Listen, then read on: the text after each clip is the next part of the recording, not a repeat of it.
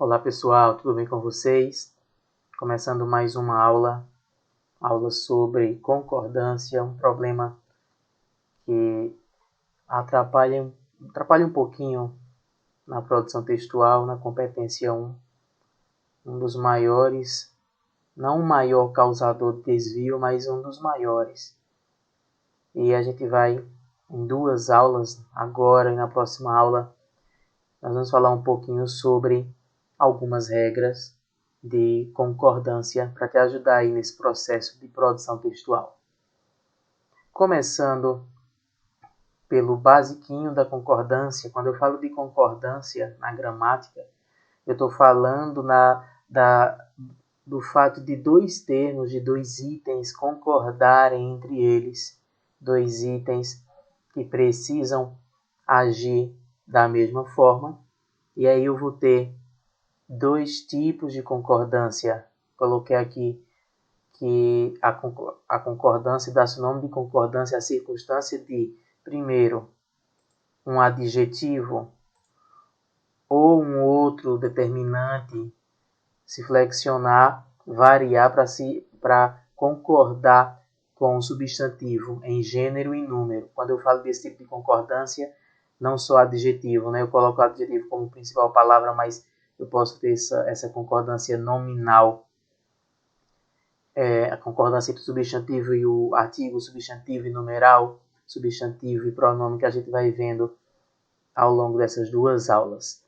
Já a concordância verbal vai ser a concordância que se dá entre o sujeito e o verbo. O verbo e o sujeito precisam concordar em número e em pessoa. E eu trago para vocês um exemplo de concordância nominal. Veja aí o primeiro exemplo. O meu primeiro emprego foi tranquilo. Veja aí o núcleo do sujeito, emprego, núcleo substantivo. E veja quantos itens estão se referindo a esse núcleo substantivo. Veja que eu tenho lá no adjetivo, lá no predicado, um adjetivo que está se referindo ao substantivo emprego.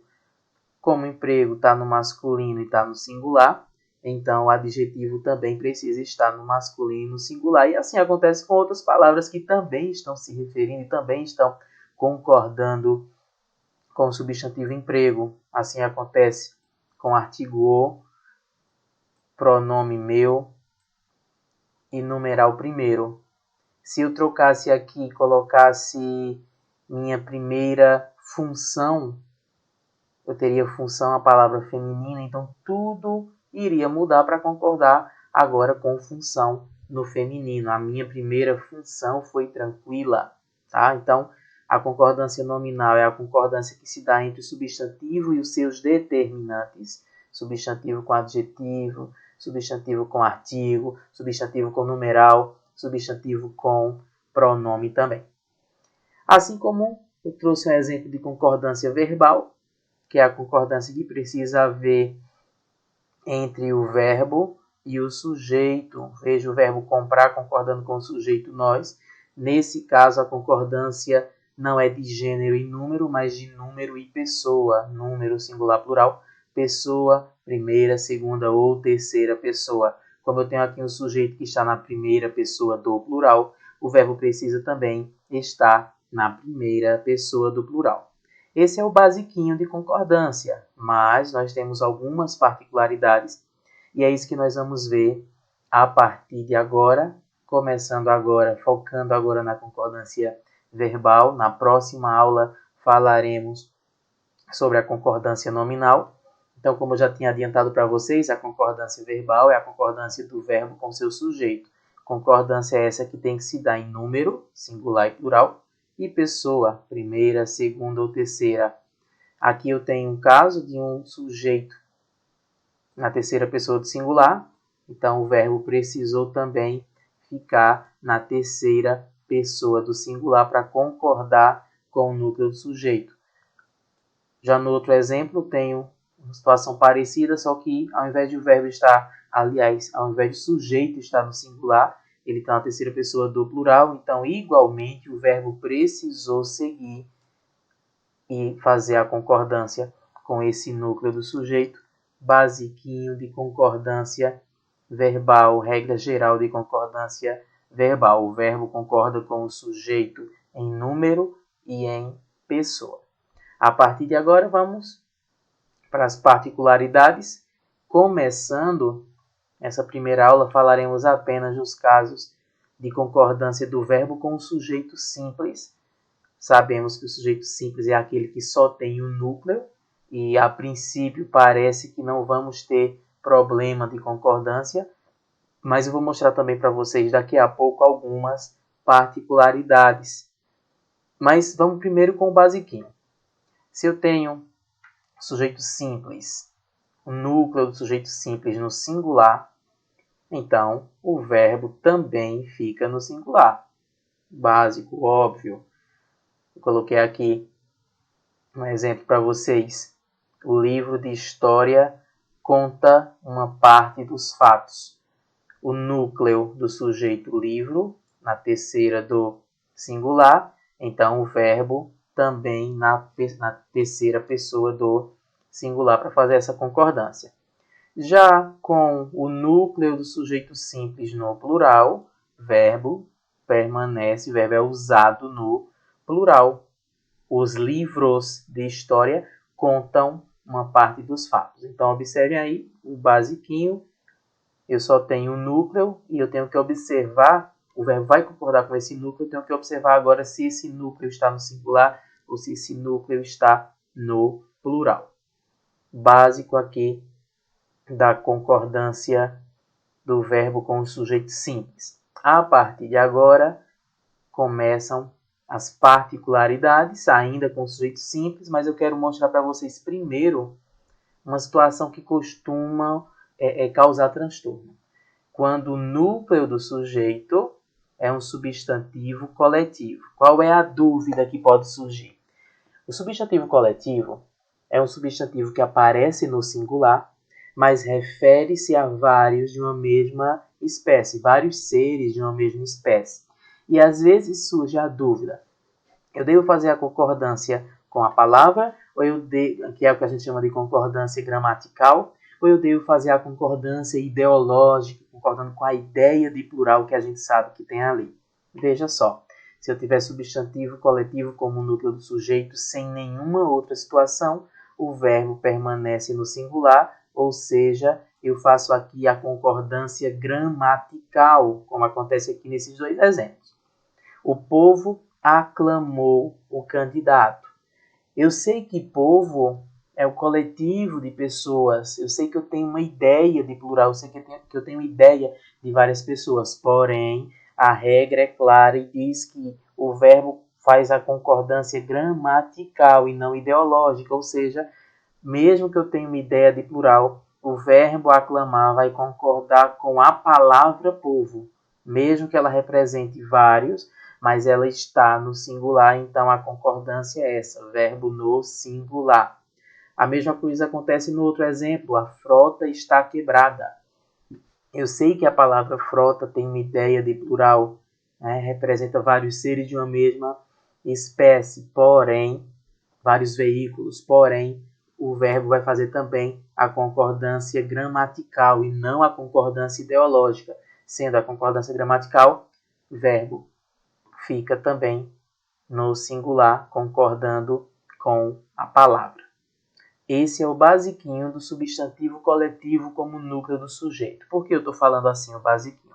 Porque agora nós vamos ver outras duas situações com o substantivo coletivo, mas não apenas com a presença do coletivo. Vai ser o coletivo e algo mais. Primeira coisa que eu mostro para vocês é quando eu tenho esse substantivo coletivo acompanhado de adjunto adnominal no plural.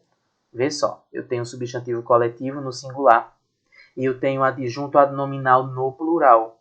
Então você tem dupla possibilidade de concordância. Ou o verbo fica no singular concordando com o coletivo, ou o verbo fica no plural concordando com o adjunto, como você observa aqui. Eu tenho o grupo de estudantes, o grupo é o coletivo no singular, de estudantes é o adjunto adnominal no plural. Veja que nesse caso eu tenho dupla possibilidade de concordância. Ou o verbo fica no singular, concordando com o coletivo que está, o coletivo grupo, coletivo no singular, ou o verbo fica no plural, concordando com o adjunto de estudantes. Nesse caso, as duas formas estão certas, as duas formas são válidas e você pode decidir, pode escolher qual usar. Diego, nesses casos em que eu tenho dupla possibilidade de concordância, qual eu escolho? Eu sugiro que você escolha aquela forma, aquela estrutura que você se sente mais confortável. Está se sentindo mais confortável em fazer a concordância com o coletivo? Faça. Eu quero fazer a concordância com estudantes. Faça. Ou então, faça a concordância com o item que você quer mais destacar, quer dar mais ênfase. Eu quero dar mais ênfase ao coletivo, faça a concordância no singular com a palavra, a concordância gramatical. Eu quero enfatizar o adjunto, o termo de estudantes, então faça a concordância com o adjunto no plural. Você decide, você escolhe, as duas formas são válidas. Essa é a primeira particularidade com o substantivo coletivo. Qual é a outra? Quando eu tenho o substantivo coletivo distante do verbo. Nesse caso, também dupla possibilidade de concordância. Ou o verbo fica no singular, concordando com a palavra, concordância gramatical, ou o verbo fica no plural, fazendo a concordância ideológica. Veja aqui de novo que eu não quero mais me referir ao verbo reunir, tá?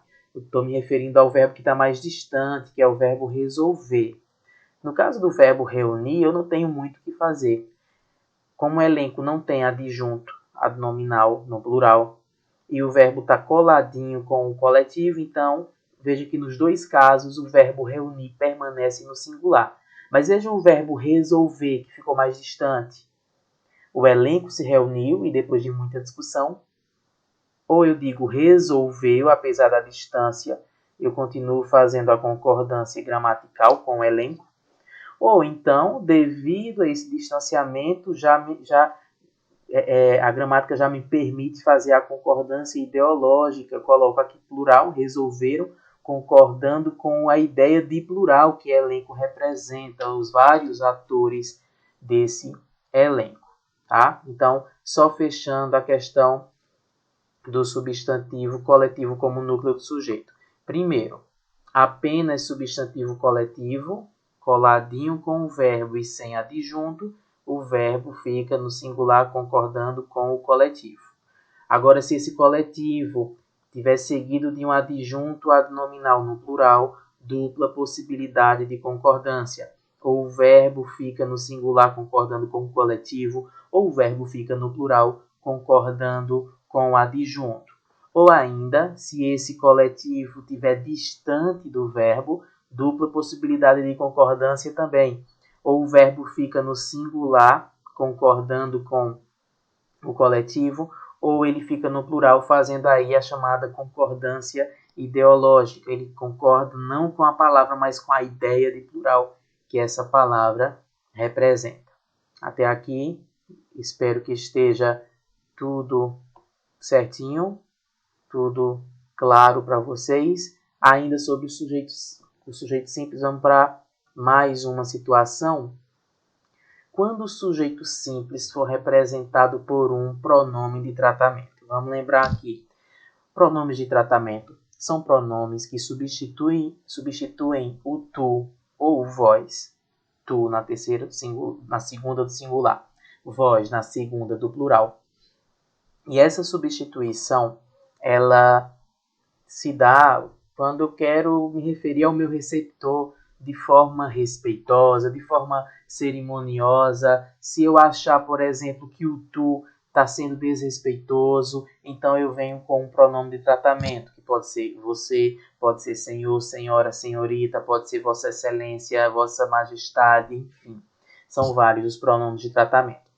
O fato é que sempre que eu uso um pronome de tratamento, desde o simples você até o vossa santidade, que a gente usa para se referir ao Papa, por mais que eu saiba que o pronome de tratamento é usado para eu me referir ao meu receptor, que seria a segunda pessoa, o verbo vai ficar sempre na terceira pessoa. Lembrem-se, se o núcleo do sujeito for um pronome de tratamento, o verbo deve ficar na terceira pessoa, mesmo eu sabendo que eu estou me referindo ao meu receptor, que seria a segunda pessoa, mas o verbo deve ficar na terceira pessoa. Eu coloquei aqui exemplos para vocês perceberem a diferença com o uso do tu, que não é pronome de tratamento, coloquei de vermelho. Tu sabes onde estamos, então veja o sabes conjugado normalmente na segunda pessoa. Mas olha aqui o exemplo que está de verde, quando eu tiro o tu e coloco você, que já é um pronome de tratamento. Veja que o verbo mudou também. Ao invés de ele ficar na segunda pessoa do singular, ele migrou para a terceira pessoa do singular. É como se ele estivesse concordando com o sujeito ele. Ele sabe onde estamos.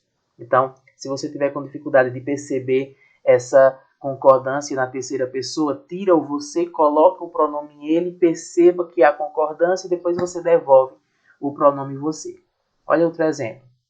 O senhor vai ao colégio? Veja, o senhor, pronome de tratamento. Usei aqui o verbo na terceira pessoa. E olha o que aconteceria se eu tirasse o senhor e colocasse tu. Tu vais ao colégio? Veja que com o pronome tu, que não é um pronome de tratamento, o verbo fica na segunda pessoa normalmente.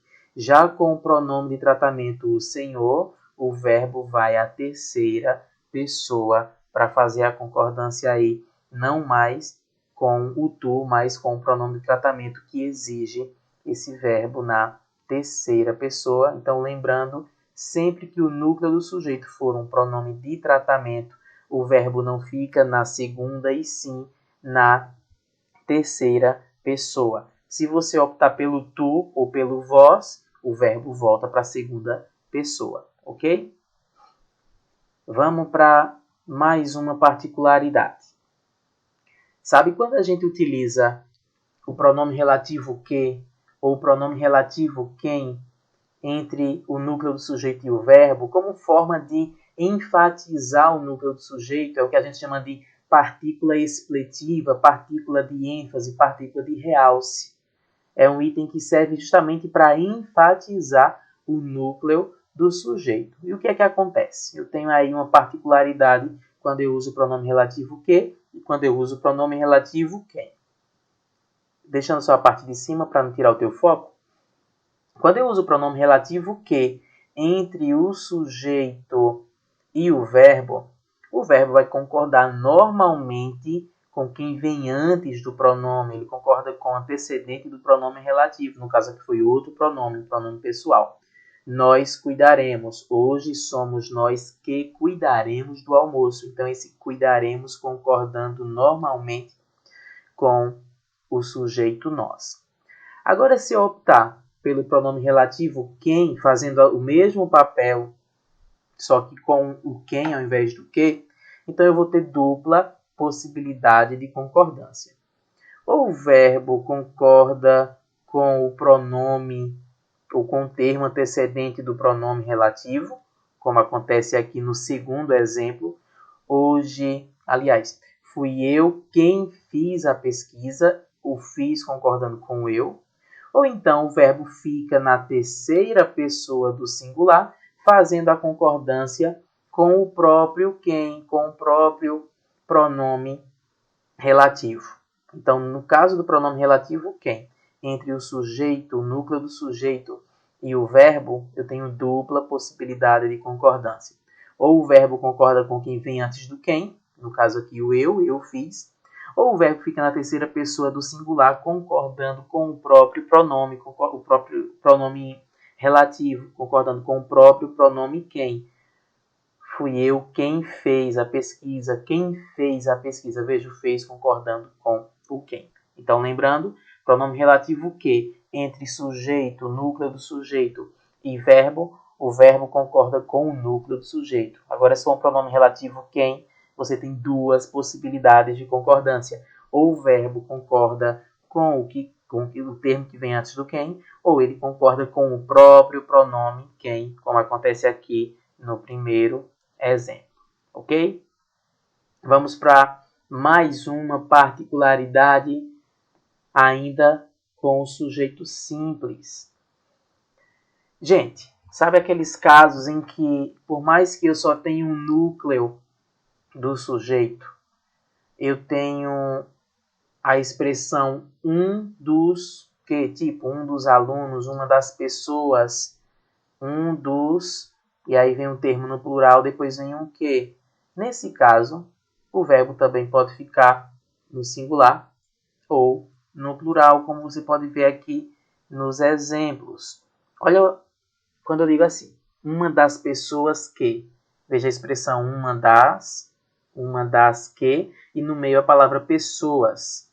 Então eu tenho dupla possibilidade de concordância. Eu digo, uma das pessoas que desconfiavam de nós era João, desconfiavam no plural concordando com pessoas, com o termo que aparece aí no plural. Ou eu coloco o verbo no singular concordando com o um ou uma. Então, se você tem a expressão um dos que ou uma das que, dupla possibilidade de concordância. Ou o verbo fica no singular concordando com esse um ou uma, como acontece no segundo exemplo, ou o verbo fica no plural concordando com essa ideia de plural que aparece aí no meio, um dos. Você vai perceber que geralmente eu vou colocar uma palavra no plural aí no meio. E mesmo que não apareça a palavra no plural, fique apenas com o dos ou das, a gente percebe aí a ideia de plural, também dupla possibilidade de concordância.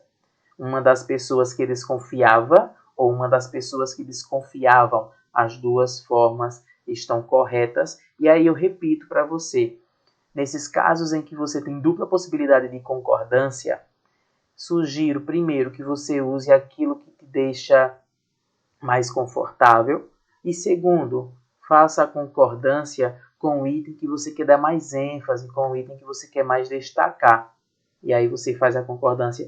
Aí eu quero destacar a ideia de plural, pessoas. Então, coloca o verbo no plural concordando com pessoas. Ah, não, eu quero concordar, eu quero destacar o um no meio de vários. Então, faz o verbo concordar com esse um. Você decide, as duas formas são válidas, as duas formas estão corretas. Ainda sobre o sujeito simples, quando eu tenho como núcleo do sujeito, aliás, quando eu tenho estrutura, né, de voz passiva sintética, o verbo concorda com o sujeito. E aí eu só preciso chamar a atenção de vocês, a gente faz questão de colocar essa regra, porque as pessoas perdem a noção de que o termo roupa, nesse caso, é o sujeito do verbo vender. Na voz passiva sintética, a gente geralmente coloca primeiro o verbo, a forma verbal simples, acompanhada do pronome apassivador, para só depois vir o sujeito. Como a gente está acostumado a ter o sujeito antes de tudo, então a gente termina perdendo a referência de quem é sujeito de quem. Por isso que a gente vê tanto desvio em anúncios, em placas de aluga-se, aluga-se no singular, casas no plural, né? Casas é o sujeito do verbo alugar, então deveria ter alugam-se casas. Tem muito desvio. Você pode observar direitinho em placas de anúncio de venda, de aluguel. Tem muitos problemas de concordância porque as pessoas perdem a noção de que roupas, nesse exemplo, é o sujeito do verbo vender. E aí, só para você entender esse passo a passo, eu coloquei aqui como seria essa evolução até eu chegar nesse vende-se roupas, vende-se roupa ou vendem-se roupas. Eu coloquei aqui um enunciado na voz ativa, a loja vende roupas, a loja o sujeito agente, roupas o objeto do verbo vender. Veja que aqui no último exemplo, eu transformei na voz passiva analítica, roupas são vendidas pela loja. Veja que quando eu faço a transição de voz ativa para voz passiva, o termo que era complemento lá na voz ativa vira o sujeito da voz passiva. O termo que era o sujeito da voz ativa vira o chamado agente da passiva lá na voz passiva. Mas eu quero que você foque aqui, no sujeito. O termo que agora figura como sujeito da voz passiva. Então, se na voz passiva analítica roupas vai ser o sujeito, na voz passiva sintética o sujeito também vão ser as roupas, tá? Então não perde essa noção, não perde essa referência. Sempre que você tiver voz passiva sintética, percebam que o item que vem depois do pronome apassivador, da relação entre o verbo e pronome apassivador, é o sujeito. Se o item que vem depois é o sujeito, o verbo deve concordar com ele. Não esqueçam disso. Não deixem passar, ok? Ainda com algumas particularidades, a relação entre o verbo e o sujeito simples. Quando eu tenho as chamadas expressões partitivas, ou seja, expressões que indicam parte do todo. Eu coloquei alguns exemplos aqui. Parte de, a maioria de, metade de, grande parte de. Seguida de um substantivo plural, eu tenho uma expressão partitiva, seguida de um substantivo plural, que geralmente é assim que a gente coloca a expressão que indica a parte, seguida de um substantivo plural representando o todo. Então, eu tenho dupla possibilidade de concordância. Ou o verbo fica no singular concordando com a parte, ou o verbo fica no plural concordando com o todo. As duas formas são válidas, as duas formas são aceitas. Por exemplo, uma parte dos funcionários preferiu férias coletivas, preferiu no singular concordando com uma parte, ou então uma parte dos funcionários preferiram férias coletivas, preferiram no plural concordando com o todo, com os funcionários. Então, se eu tenho uma expressão partitiva, uma expressão que indica parte do todo, seguida do substantivo plural que representa esse todo, eu tenho dupla possibilidade de concordância. Ou o verbo fica no singular concordando com a parte, ou o verbo fica no plural concordando com o todo. As duas formas são válidas, as duas formas são aceitas. Decida qual você quer utilizar. Sempre lembrando do que falei para vocês, decida fazer a concordância quando você tiver dupla possibilidade de concordância. Decida fazer a concordância com um item, com um termo que você quer destacar, que você quer enfatizar.